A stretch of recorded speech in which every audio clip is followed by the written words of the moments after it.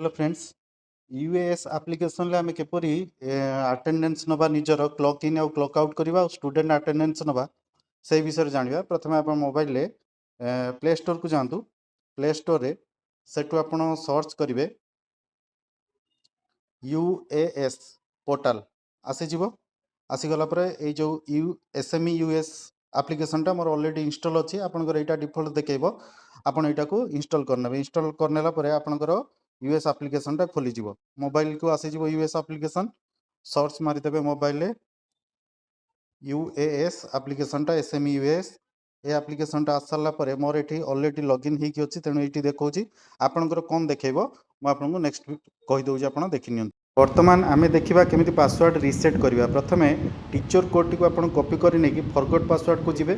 सेठी आपनकर employ number देई साइला परे सेंड ओटीपी मारिबे।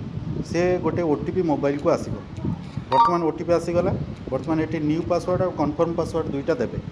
एथिरे कोन करिवे आपण निज ना किबा किछि भी देई परिबे जोथरे गोटे कैपिटल लेटर और स्मॉल लेटर किछि रहिबो। स्पेशल कैरेक्टर जेमति @ रखिली आ मो नंबर रखिली 2025 मो मने रखिबा पई।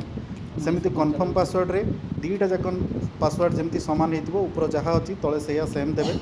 देई साइला परे मोबाइल को आसीथिबा ओटीपी टाकू वर्तमान ओटीपी जोटा आसी से ओटीपी टाकू सेठ लक्ष्य करके एठी 685154 देकी सबमिट मारिबे। आपनकर रीसेट पासवर्ड हला परे सबमिट हे गेला।